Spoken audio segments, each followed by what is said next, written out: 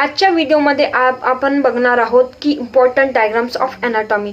तर डायग्राम्समध्ये कसं, डायग्रामचं स्ट्रक्चर कसं असतं, डायग्रामचं पॅटर्न काय आहे, डायग्राम्स कशी दिसतात, डायग्राम्सचे पार्ट्सचं नाव काय, डायग्राम्सचे पार्ट्स कुठे लोकेट होतात, हे सगळं आपण आजच्या व्हिडिओमध्ये बघणार आहोत.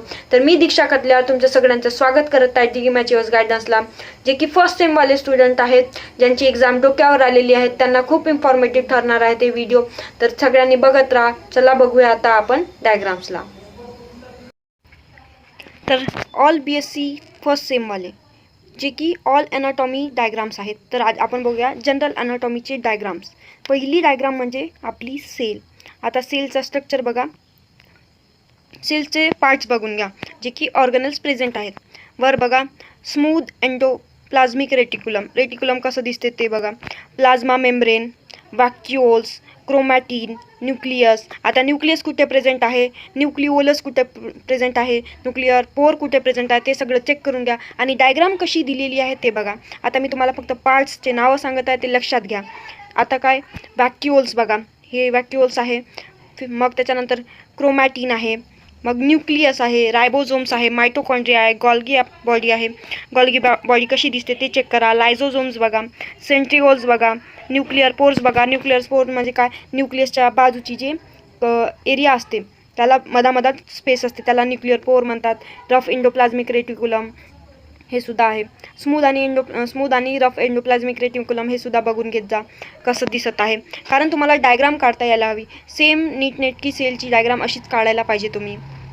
त्याच्यानंतर बघा fluid structure of cell membrane. आता सेल मेम्ब्रेन कशी दिसते ते बघा.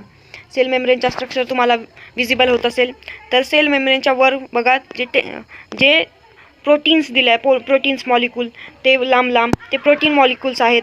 आणि वरची साईड म्हणजे फ्लुइडची इनसाईड आहे आणि खालची साईड म्हणजे फ्लुइडची आउटसाईड आहे. आता दोन प्रोटीन मॉलिक्यूल्सच्या मधल्या स्पेसला काय म्हणतात, चॅनल म्हणलं जाते. आणि जे आपल्या असं छोटं डोक्यासारखं दिसत आहे ते डबल लेअर फॅट आहे, फॉस्फोलिपिड मॉलिक्यूल्सचं. त्याच्यानंतर बघा मायटोकॉन्ड्रिया. आता मायटोकॉन्ड्रिया काय आहे, पॉवर ऑफ द सेल आहे. तर बघा मेम्ब्रेन बघा मायटोकॉन्ड्रियाची. मग त्याच्यानंतर सिटोइस, मग त्याच्यानंतर स्टार्च ग्रॅन्युअल बॉडी आणि मॅट्रिक्स. अजून तिथे न्यूक्लियस, रायबोझोम्स हे सुद्धा इन्क्लूड करता येतं. हे झाले तुमचे काय आहेत, हे सेल मेम्ब्रेन आणि मायटोकॉन्ड्रिया हे सेल ऑर्गनेल्स आहेत जे की तुम्हाला एक्झामला विचारले जातात. त्याच्यानंतर बघा टाईप्स ऑफ टिश्यू. किती टाईप्सचे टिश्यू असतात. आता 4 टाईप्सचे टिश्यू असतात. Connective tissue, epithelial tissue, muscular tissue आणि नर्वस टिश्यू. आता टिश्यूची इथे काही नावं वगैरे दिले नाही, पण टिश्यूचे अजूनसुद्धा टाईप आहेत. तर कनेक्टिव्ह टिश्यूचे लक्षात ठेवा 2 टाईप आहेत. पहिलं तर लूज कनेक्टिव्ह टिश्यू आणि दुसरं डेन्स कनेक्टिव्ह टिश्यू. पहिलं लूज कनेक्टिव्ह टिश्यूचे अजून 2 टाईप.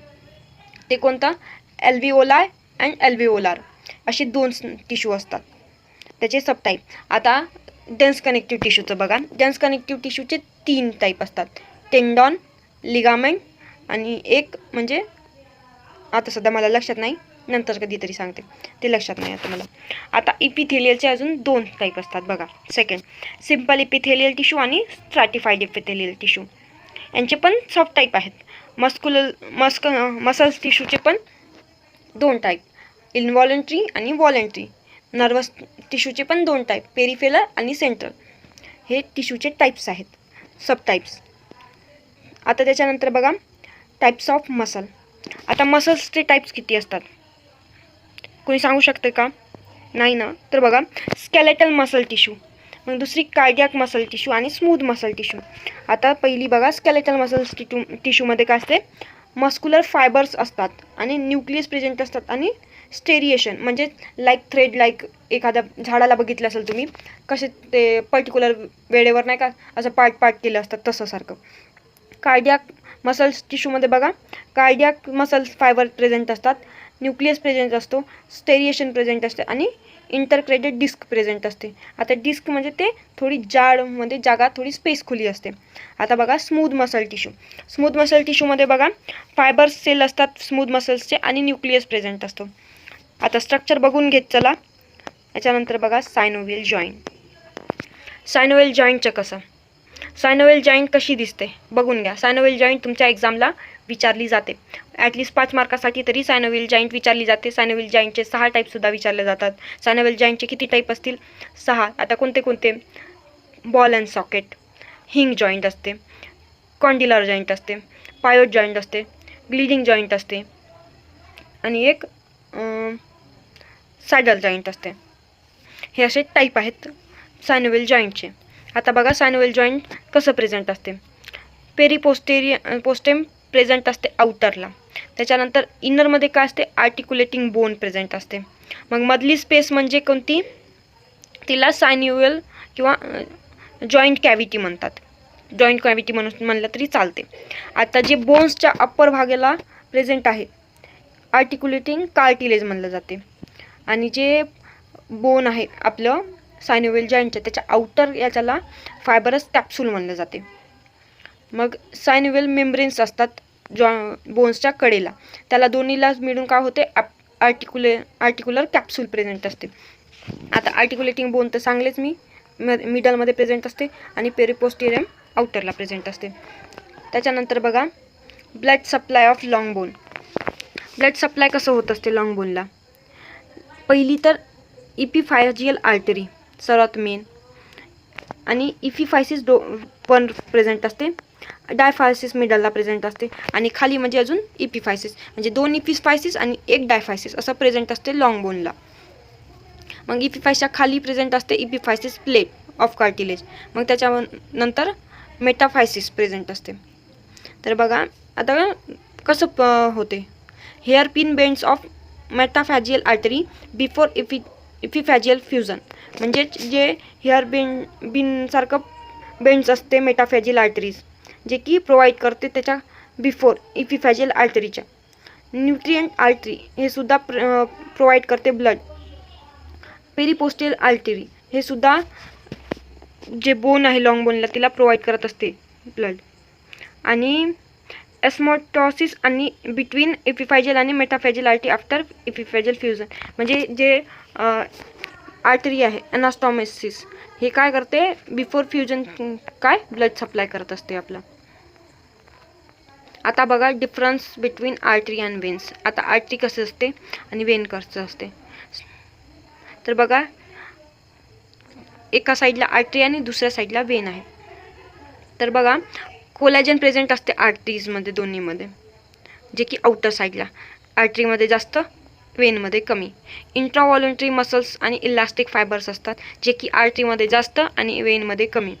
इंडोथेलियम बघा, इंडोथेलियम कसं छोटं मध्ये असते आर्टरीमध्ये आणि वेनमध्ये जास्त. आणि ल्युमन छोटा असते आर्टरीमधला आणि वेनमधला मोठा असते. आता बघा स्ट्रक्चर ऑफ न्यूरॉन. न्यूरॉन काय करत असते? नर्व इम्पल्स ट्रान्सफर करायचं काम करत असते न्यूरॉन. तर बघा त्याचे मेन 4 पार्टिकल असतात. पहिलं तर डेंड्राइट्स, दुसरं न्यूक्लियस, मग एक्झॉन आणि एक्झॉन टर्मिनल्स. तर आता याच्यामध्ये बघा डेंड्राइट्स म्हणजे ते हेअर लाईक वरचे स्ट्रक्चर, त्याला म्हणलं जाते डेंड्राइट्स. मधात जे प्रेझेंट आहे ते न्यूक्लियस आणि न्यूक्लियसच्या आजूबाजूच्या म्हणजेच सेल बॉडी. आता एक्झॉन बघा जे दंडीसारखं ते खालपर्यंत लागलेलं आहे ते एक्झॉन हेलिलॉक आहे. आणि मग त्याच्यावर जे प्रेझेंट आहे असे काही कवर केल्यासारखा त्याला मॅलिन शीथ म्हणतात. आता मॅलिन शीथच्या मिडल जिथे पार्ट जागा असते त्याला काय ते असतात नोड ऑफ रणवीर. आणि जे मॅलिन शीथच्या वर ब्लॅक प्रेझेंट आहे ते सेचुअन शेल असतात. आणि लास्टला जे झाडूसारखे किंवा हेअर लाईक्स असते ते एक्झॉन टर्मिनल्स असतात.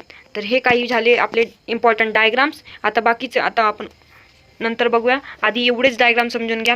एवढे डायग्राम समजले असतील. होप सो तुम्हाला हे डायग्राम समजले असतील. आपण काही इम्पॉर्टंट डायग्राम्स बघितलं, त्याचे वर्क्स कसे करतात ते बघून घ्या. वर्क्स तर तेवढं काही नाही, पण जेवढं डायग्राम तुम्हाला दिले आहे तेवढं डायग्राम तरी लर्न झाले पाहिजे आणि त्याचे पार्ट्स लर्न झाले पाहिजे. कारण एक्झामला डायग्राम्स विचारला जाते ॲनाटॉमीमध्ये, तर तुम्हाला माहिती पाहिजे कोणते कोणते डायग्राम्स हे कसे कसे स्ट्रक्चर असतो आणि कोणते कोणते पार्ट्स असतात. तर लक्षपूर्वक बघून घ्या एकदा. तुम्हाला PDF पाहिजे असेल तर आमच्या ग्रुपला तुम्ही DM करू शकता. डिस्क्रिप्शनमध्ये तुम्हाला ग्रुपची लिंक मिळून जाईल, तिथे जॉईंट व्हा. तुम्हाला तुम्हाला व्हिडिओ आवडले असेल तर लाईक करा, शेअर करा, सबस्क्राईब करा तुमच्या फर्स्ट सेमच्या स्टुडंटना. धन्यवाद.